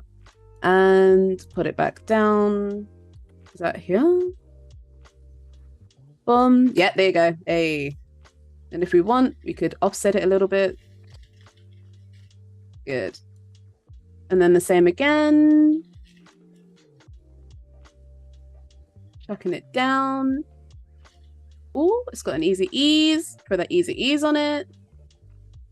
Put it back up to the top. We're practically done. We are practically done. Ooh, too many easy eases. To remove a effect that your keyframe has, just hold Control and click your keyframe. Up and Resets then it. It does indeed. That is not the same frame as the first frame. Let's do that. And also drag or grab all of the frames, hold Alt, and then move them. You're not the same frame as the first frame, are you? Yeah, I see you. You think you're sneaky, huh? Trying to get away with something. It really is. Not today. Not today here. Not on my watch, keyframe. Not on my watch. Alrighty. We got the hair. She's looking cute. We're feeling it. And now, what else isn't already on? We've done all of that. We need the other cowlick. There is one. I don't see it. Oh no, this one doesn't have cowlick. Okay, guess we're good. Is that all of your hair? Are you sure? I mean, I believe you. That's all the hair. What it? Nice. Oh, that's all the hair. Okay. Well, awesome. Made our life a little bit easier then. I was fairly certain there was more to this. But because it's asymmetrical, makes it look even cuter. That's right. Now the shadows. You were talking about that earlier. We can actually move on to it now. So we've got the shadow and it's visible here. And I need to be aware of this hair that's in the front. So I could go and find it. But apparently that's not what I'm doing. I trust my hands. They seem to know where they're going. Okay, so we've got that. The hair's there, and I'm just going to move it over. Just to make sure it doesn't move too soon. Give it a little bit of time. And now it looks like the shadow is moving with the hair, so we've not actually had to do too much at all. We could have parented it, but we'd still have to move it, even if we did. And then back. There we go. So now we've got... Ooh, that's a little bit too soon. Nice. Okay, good. Right, next. Actually, we can just have the position of the face shadow up for the other one, because we know when it's supposed to move then. Over here. And back again, just a quick check. We need to move it over in the first place, actually. There we go. Yeah. Yeah, that No. was way easier than I thought it would be. Oh, Getting those animated shadows in there. what? How are you thinking of doing them? I don't know. I was like, are you gonna mimic a light source and have it like, you know, look like the light's coming from this way? And I don't know. I absolutely could have done. She does have earrings. The Oh, other one, yeah. the one that I showed, it is animated. There's like a little yellow flick. This is the no one's going to see it, but I know it's there situation. This is So that if you added. wanted to. Yeah. If there was more room, like we could totally like stick the earring somewhere else and be like, look, there's an earring, but it's going to be covered by the arms anyway. So, but we got an earring. Really don't need to do this.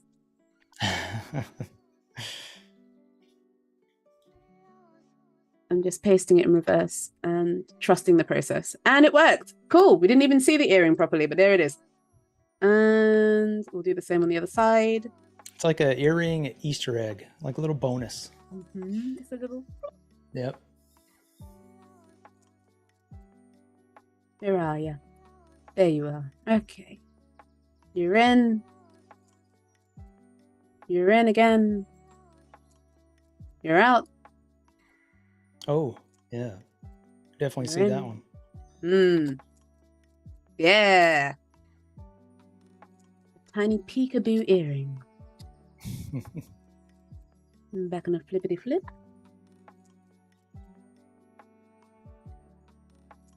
We'll just consider that good and we'll walk away. We're not even going to look at it. Not even going to look at it. Okay. The final part. Love the confidence. Thank you. And also the arms are going to be like, cool, I'm just going to block the ears. It's like, right here. Over. And now I'm hiding these because I only really need to see the shoulders. Wow. It's like shoe cells on the seesaw. I only need to see the shoulders. There we go. So left arm, it's going to react to the left shoulder. I'm going to pull this up so I can hopefully see more of my workspace while still seeing the animation. Okay. So that one's down. It's going to go straight up. It'll probably go down.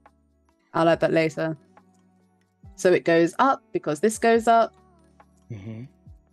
It bounces. So I guess it's got to go up a bit higher. Probably not that high. Then back down to somewhere normal, which is probably you.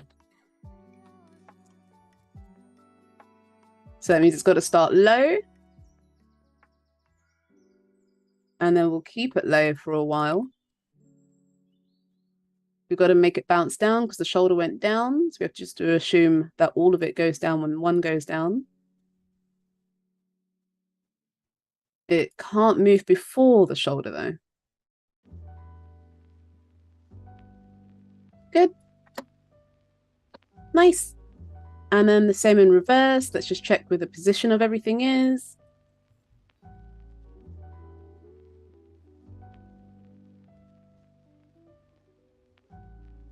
And then straight back down. There's a really low one. Who's low? You are. And grab you. Boom. Probably could just go straight low. Boom. Yeah, I don't think we need the bounce up.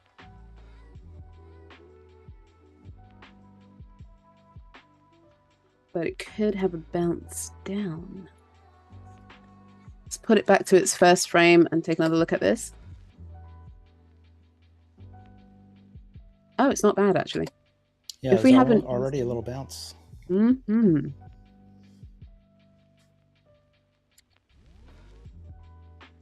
ease in the middle.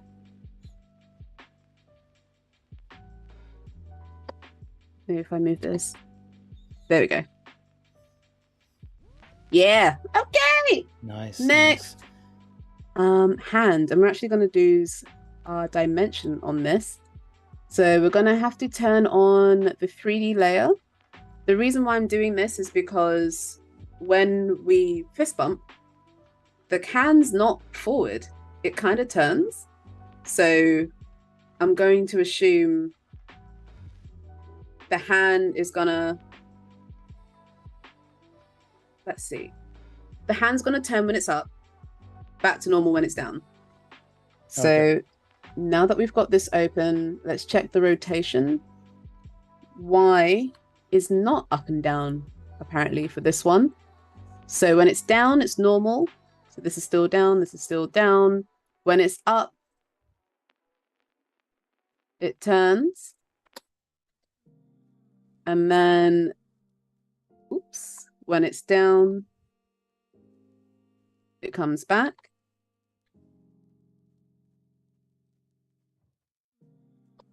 And what we could do is, if we don't want anyone to see that, is we can have it turn and come back. Maybe All right, give it a heads little up, bit. we got about 6 minutes. So 6 minutes. Huh. Okay. it's all right. We're good. We're good. You got this. Okay. So what I'm going to do as well is turn on the motion blur, just to kind of give it a little extra welly. Okay. Yeah, yeah. Little punch. And I'm going to turn these off because we can see everything now. And I'm going to do the forearm. And what I'm going to do is I'm just going to duplicate it and flip it around. So I'm going to be silent so I can do this quickly. Oh yeah, go for it. Yeah, if you're just coming in at the end, we have a few minutes left. If you want to get some questions in, we can try and get to those while we get to the big finale here, the fist pumping finale. Yes, this is a one-part stream, but Raye does stream. I think you stream every week. Do you have a schedule? Yes, I stream every Monday usually. There you go. Is that on Behance? Yes, on Behance. Okay. My gaming streams are not as consistent at the moment. So much work, so little time. Okay, so this is thank you, Cody, for dropping those links in chat. Much appreciated. We've done it, duplicated.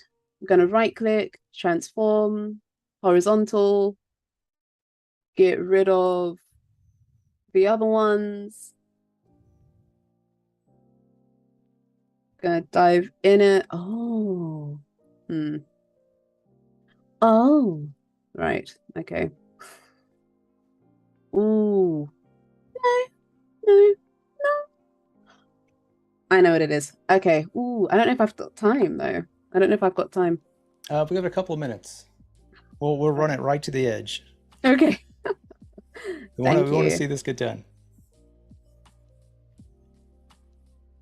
Right. So what I'm going to do, I'm going to get rid of these. I'm going to duplicate this.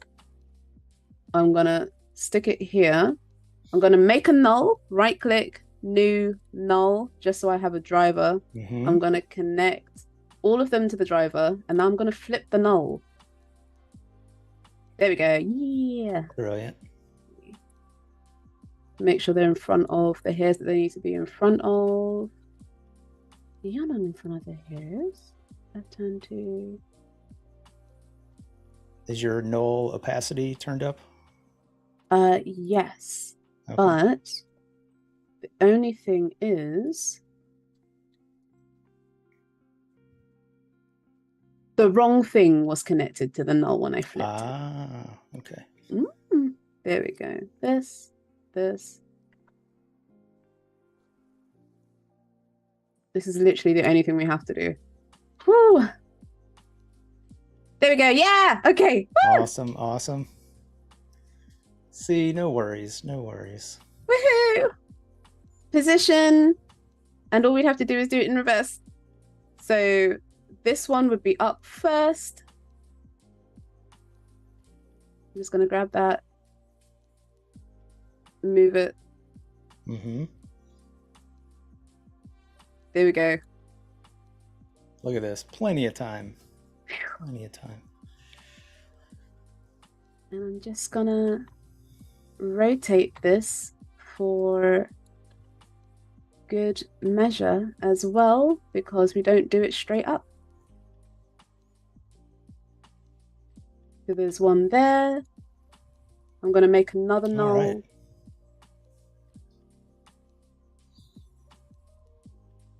Put these two to it, and we are done.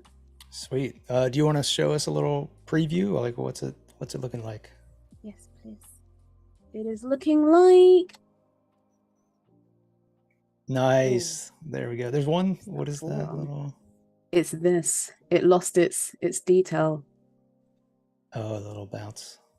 Yep. Need it to go away. There we go. Nice. Very well done. Thank you so much. Just to let everybody know, we have the Illustrated Creative Challenge coming up next with Claudie from Print My Soul. And following that, we've got new episodes of How To and Graphic Glow Up. Raye, this has been amazing. Thanks so much for showing us your process. Now everybody can go out there and make their own animated loops using Photoshop and After Effects. And thank you so much for being on today. Hope to have you back soon. Thank you for having that's going to me. do it. Yeah, thanks for coming. Everybody go check out Raye on Behance, streaming every Monday, I think. All right, Yes, have a good that's one, right. everybody. Bye. See you soon. Bye.